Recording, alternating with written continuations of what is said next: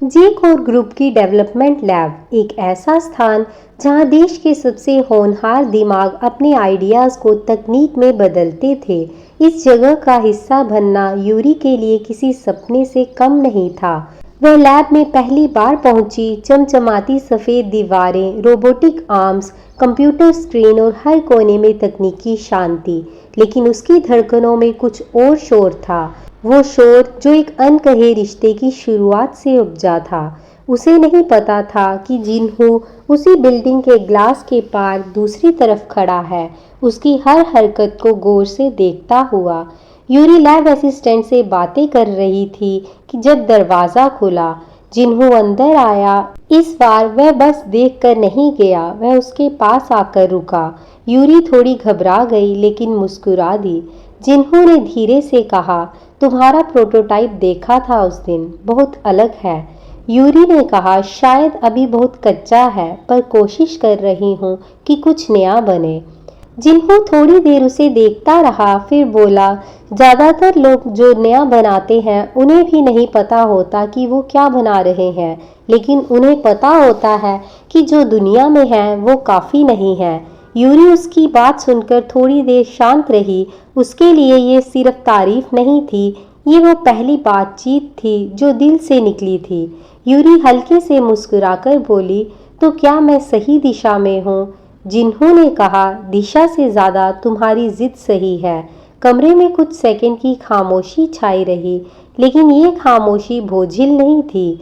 ये एक सुकून देने वाली चुप्पी थी जो दो अजनबियों को थोड़ा कम अजनबी बना गई।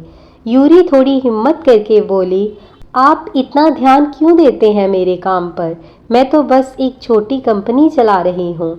जिन्हू उसके सवाल पर थोड़ा रुक गया, फिर उसने धीरे से कहा, क्योंकि मैंने बहुत कम लोगों को देखा है जो खुद की बात सुनने की हिम्मत रखते हैं, और शायद इसलिए भी जब तुम काम करती हो तो तुम्हारी आंखों में कोई शोर नहीं होता, सिर्फ मकसद दिखता है।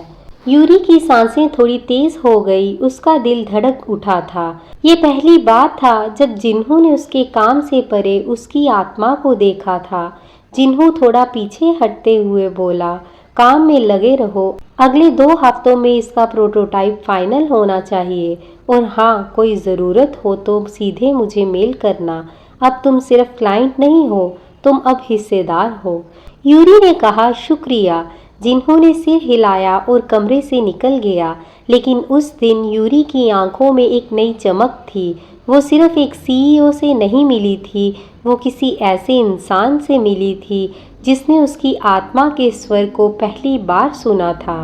वायलिन क्रिएशंस और जे कोर की साझेदारी अब सिर्फ एक कागजी करार नहीं रही थी। यूरी के बनाए प्रोटोटाइप को कंपनी की डेवलपमेंट लैब में प्राथमिकता दी जा रही थी।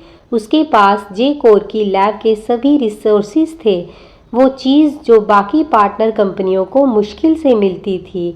इस तेज़ तरक्की को हर किसी ने नोटिस किया, लेकिन सबकी नज़रें एक जैसी नहीं होती। जे कोर की टेक डिपार्टमेंट में एक नाम था, हान सुहोन, एक सीनियर इनोवेशन लीड जो पिछले 4 सालों से जिन्हू के खास लोगों में गिना जाता था। लेकिन जब से यूरी आई थी, जिन्हू का ध्यान धीरे धीरे उसकी तरफ खींचता जा रहा था। सुहोन के लिए ये असहनीय था। एक छोटी कंपनी की लड़की कैसे इतनी जल्दी सबका फोकस बन गई। उस दिन जब लैब में यूरी के प्रोटोटाइप का इंटरनल डेमो था, सुहोन जानबूझकर देर से आया। उसकी आंखों में ईर्ष्या और शक था।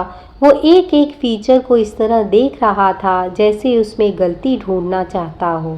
डेमो के बाद वह यूरी के पास आया।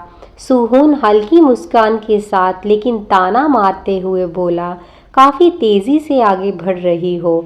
जे कोर में सबके लिए इतने दरवाजे नहीं खुलते।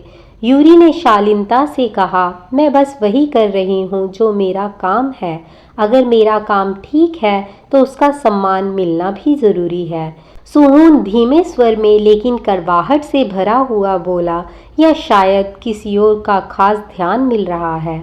यूरी का चेहरा थोड़ी देर के लिए सख्त हो गया। वह समझ गई थी कि यह सीधा आरोप नहीं पर सीधा वाद था, जिन्हू और उसके बीच बनते समीकरण पर।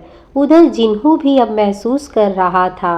एक शाम जब वह अपने ऑफिस में बैठा यूरी के प्रोजेक्ट रिपोर्ट्स पढ़ रहा था, उसकी असिस्टेंट ने सुहून के कुछ कमेंट्स की रिपोर्ट भेजी, जहां सुहून ने कहा था कि नई कंपनी को बिना अनुभव के इतने रिसोर्सेज देना रिस्क है। जिन्हू ने कुछ देर रिपोर्ट्स पढ़ी, फिर उसकी आंखों में हल्की सख्ती आ गई। जिन्हू आहिस्ता लेकिन तीव्र स्वर में बोला, हमें इनोवेशन चाहिए, ईगो नहीं।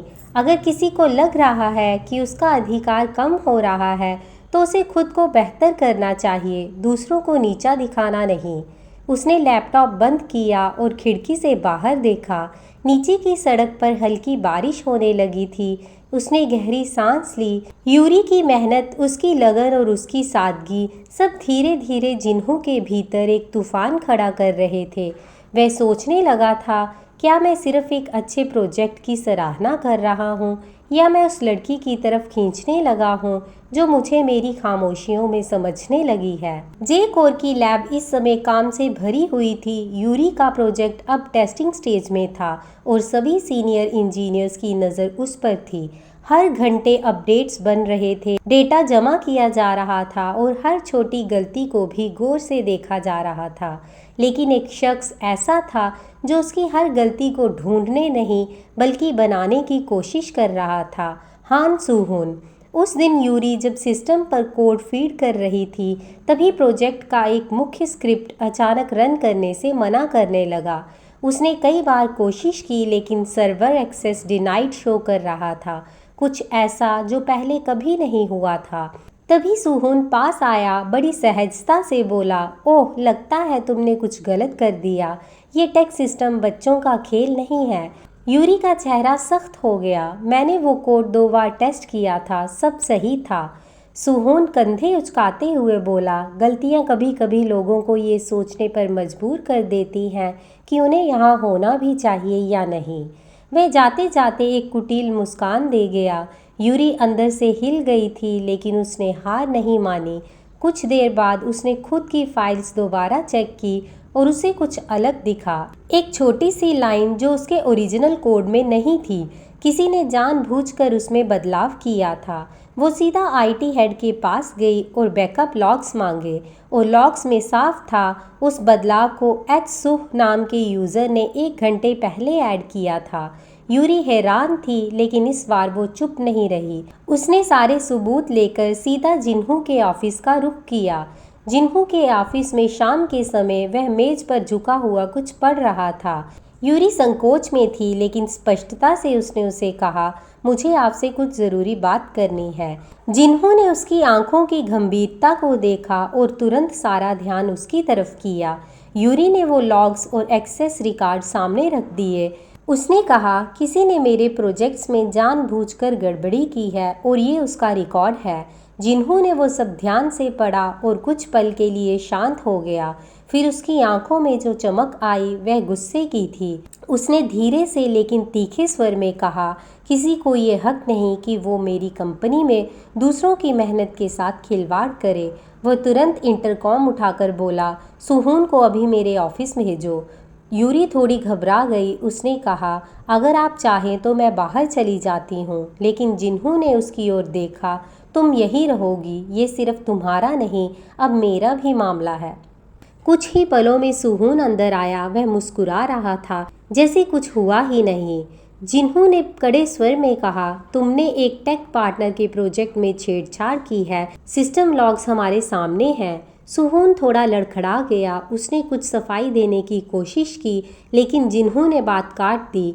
मैंने तुम्हें हमेशा स्वतंत्र सोच दी लेकिन धोखा करने की नहीं।